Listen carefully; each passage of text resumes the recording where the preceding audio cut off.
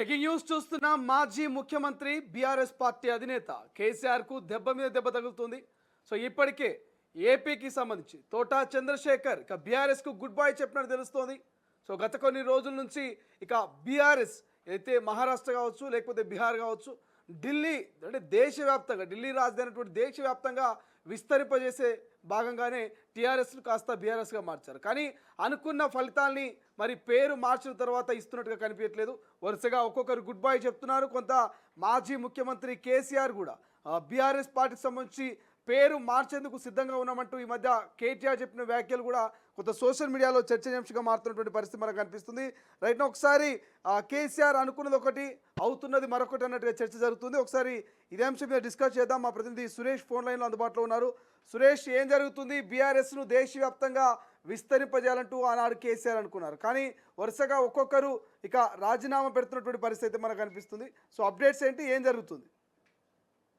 Thank you Srisailam. ఏదైతే తోట చంద్రశేఖర్ ఉన్నారో గతంలో తను జనసేనలో కూడా పనిచేసిన పరిస్థితి, ఏదైతే ప్రజారాజ్యం పార్టీలో మొదట క్రియాశీలక రాజకీయంలో అడుగుపెట్టేసి 2009 గుంటూరు లోక్సభ నుంచి కూడా తను పోటీ చేసి ఓడిపోవడం జరిగింది. తర్వాత 2014లో వైఎస్ఆర్ సిపిలో కూడా ఏలూరు ఎంపీగా కూడా పోటీ చేయడం జరిగింది. తర్వాత మళ్ళీ 2019లో గుంటూరు పశ్చిమ నియోజకవర్గం సంబంధించి జనసేన ఎమ్మెల్యే కూడా పోటీ చేసి ఓడిపోయాడు. సో ఇట్లా తర్వాత 2023 జనవరి ఏదైతే అప్పుడు బీఆర్ఎస్ భారత రాష్ట్ర సమితి అని పెట్టేసి ఇటు ఏపీలో కానీ అటు మహారాష్ట్రకు సంబంధించి కూడా పార్టీని విస్తరింపజేస్తాం, దేశవ్యాప్త రాజకీయాలలో మేము బీఆర్ఎస్ కు స్థానం అంటూ కూడా కేసీఆర్ టీఆర్ఎస్ ని బీఆర్ఎస్ గా మార్చడం. దాని తర్వాత ఏదైతే బీఆర్ఎస్ కు ఏపీ శాఖకు సంబంధించి కూడా ఇతను అధ్యక్షుడుగా కూడా వివరించిన పరిస్థితి. సో అధ్యక్షుడుగా కూడా నియమితులయ్యారు.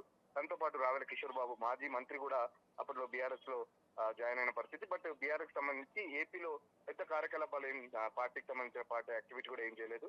సో దాదాపు పార్టీ యాక్టివిటీ ఏం లేకపోవడంతో కూడా బీఆర్ఎస్ నుంచి తను న్యూట్రల్ గానే ఉంటున్నాడు, పార్టీ యాక్టివిటీ కూడా ఏం లేదు. సో బీఆర్ఎస్ తర్వాత మార్చిన తర్వాత 2023 ఎన్నికల్లో బీఆర్ఎస్ పార్టీ గౌరవ పరాభవం చూసిదే. సో బీఆర్ఎస్ ఈ మధ్య కాలంలో కూడా కేటీఆర్ కూడా మొన్న చిట్ చాట్ లో మాట్లాడుతూ బీఆర్ఎస్ గా మారిన తర్వాత కొంత నష్టం కలిగింది పార్టీకి సంబంధించి, టీఆర్ఎస్ అనే సెంటిమెంట్ కూడా మేము కోల్పోయాం, తెలంగాణ రాష్ట్ర సమితి ఉన్నప్పుడే బాగుండేది. సో బీఆర్ఎస్ కు మారిన తర్వాత చాలా వరకు కూడా ఇప్పుడు ఒక కార్యకర్త నుంచి కానీ లేకపోతే పెద్ద ఎత్తున నాయకుల నుంచి కూడా మళ్ళీ బీఆర్ఎస్ గా మార్చాలంటే కూడా డిమాండ్ వస్తుంది. అది అధినేత దృష్టికి తీసుకెళ్తా అని చెప్పేసి కూడా చెప్పిన పరిస్థితి. గతంలో కూడా కేసీఆర్ దీనికి సంబంధించి టీఆర్ఎస్ పోటీ చేయడానికి అంటే బీఆర్ఎస్ మీదనే 2028 ఎన్నికల్లో కూడా 29 ఎన్నికలు ఎప్పుడు వచ్చినా బీఆర్ఎస్ మీదనే పోటీ చేసే అవకాశం ఉంటుంది. టీఆర్ఎస్ గా మారే ప్రసక్తే లేదు, అంటే టీఆర్ఎస్ గా మారడానికి వీల్లేదు అని చెప్పేసి కూడా గతంలో కేసీఆర్ కామెంట్స్ కూడా చూసాం. సో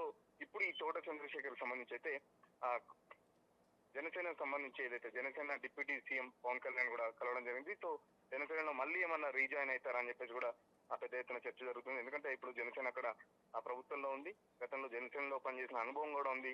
అటు ప్రజారాజ్యంలో చిరంజీవికి కూడా చాలా దగ్గరగా తోట చంద్రశేఖర్ అయితే పనిచేస్తారు, ఆయన మాజీ ఐఏఎస్ ఆఫీసర్ కూడా. సో ఇప్పుడు పవన్ కళ్యాణ్ కలవడం కూడా ఇటు కాపు సామాజిక వర్గం కూడా ఆయనకు కలిసి వచ్చే అవకాశం కూడా మనకు ఇంకొక అవకాశం అని చెప్పుకోవచ్చు. సో కాపు సామాజిక వర్గం సంబంధించి కూడా తను చాలా బలమైన నేత అని చెప్పేసి కూడా చెప్తున్న పరిస్థితి. సో బీఆర్ఎస్ పార్టీని విస్తరించాలని చెప్పేసి ఒకవైపు మహారాష్ట్ర కానీ లేకపోతే ఏపీ కానీ ఇట్లా విస్తరించాలనుకునే క్రమంలో ఏపీకి సంబంధించి ఏపీ పార్టీ అధ్యక్షుడే రాజీనామా చేయడం అయితే బీఆర్ఎస్ అంటే రాజీనామా ఇంకా అఫీషియల్ గా అతను చేయలేదు, కేవలం జనసేన పవన్ కళ్యాణ్ మాత్రమే కలిశారు. ఇంకా రాజీనామా కూడా త్వరలో చేస్తారంటూ కూడా పెద్ద ఎత్తున వార్తలు కూడా వస్తున్న పరిస్థితి. సో చూద్దాం బీఆర్ఎస్ సంబంధించి దీన్ని ఎట్లా రిసీవ్ చేసుకుంటారు, లేకపోతే దీనికి సంబంధించి ఎవరు రియాక్ట్ అవుతారనేది చూడాల్సింది.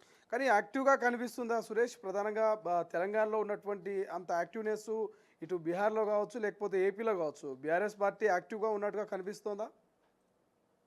వాస్తవానికి తెలంగాణ నుంచి ఎప్పుడైతే టీఆర్ఎస్ ని బీఆర్ఎస్ గా మార్చారో ఏపీలో కూడా చాలా పెద్ద ఎత్తున చర్చ జరిగింది. కొందరు కేసీఆర్ ఇక్కడ కూడా రావాలని చెప్పేసి, కేసీఆర్ కి ఇక్కడేం పని, అప్పుడు తెలంగాణ ఏపీ విడగొట్టారు, ఇక్కడ కేసీఆర్ కి ఏం పని చెప్పేసి కూడా కేసీఆర్ కి ఏం పని ఏపీలో అంటే కూడా పెద్ద ఎత్తున చర్చ జరిగింది. మరో పక్కన మహారాష్ట్రకు సంబంధించి కూడా అటు ఏదైతే తెలంగాణ బార్డర్ సంబంధించి మహారాష్ట్ర వాళ్ళు కూడా కొద్ది కాలంలో మహారాష్ట్రకు సంబంధించి కూడా కొద్ది లీడర్లు జాయిన్ అయ్యారు. అప్పుడు బీఆర్ఎస్ అధికారంలో ఉన్నప్పుడు కూడా మహారాష్ట్రకు సంబంధించి రెగ్యులర్ గా యాక్టివిటీ అయితే ఉండేది. బట్ ఈ మధ్య కాలంలో ఏదైతే 2023 సార్వత్రిక ఎన్నికల్లో ఓడిపోయిన తర్వాత తర్వాత పార్టీ యాక్టివిటీ అయితే అక్కడ మహారాష్ట్ర కానీ ఇక్కడ ఏపీలో కానీ పెద్దగా లేకపోవడం కూడా మనం గమనించవచ్చు.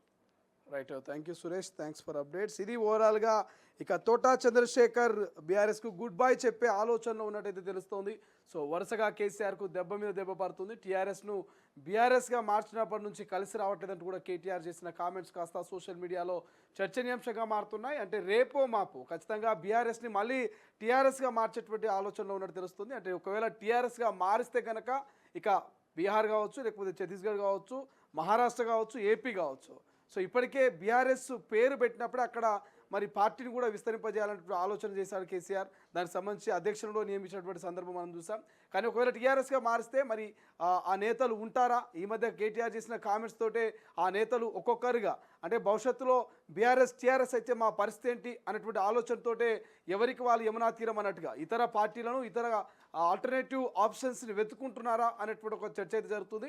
ఈ నేపథ్యంలోని తోట మరి పవన్ కళ్యాణ్ కలవడం వెనక అదే రహస్యం ఉంది. రేపు మాపో ఇక గుడ్ బై చెప్తారు, పార్టీకి రాజీనామా చేసి జనసేనలోకి వెళ్తారు అనేటువంటి ఒక ఆలోచన అంచనాలకైతే రాజకీయ విశ్లేషకులు వస్తున్నటువంటి పరిస్థితి. చూద్దాం ఏం జరగబోతుంది. మరి బీఆర్ఎస్ టీఆర్ఎస్గా మారబోతుందా? ఒకవేళ బీఆర్ఎస్ టీఆర్ఎస్గా మారితే మరి ఈ విస్తరించినటువంటి ఏవైతే ఈ పార్టీ ఆఫీసులు ఇతర రాష్ట్రాల్లో మరి పెట్టినటువంటి అధ్యక్షులు వీళ్ళంతా కూడా ఈ క్యాడరు ఈ లీడర్లంతా కూడా ఎటువైపు వెళ్తారు, వాళ్ళ భవిష్యత్తు ఏంటనేది భవిష్యత్తులో చూడాల్సిన అవసరం ఉంది. అసలైన తొలి వెలుగు. ఫాలో వాట్సాప్ @తొలి వెలుగు official.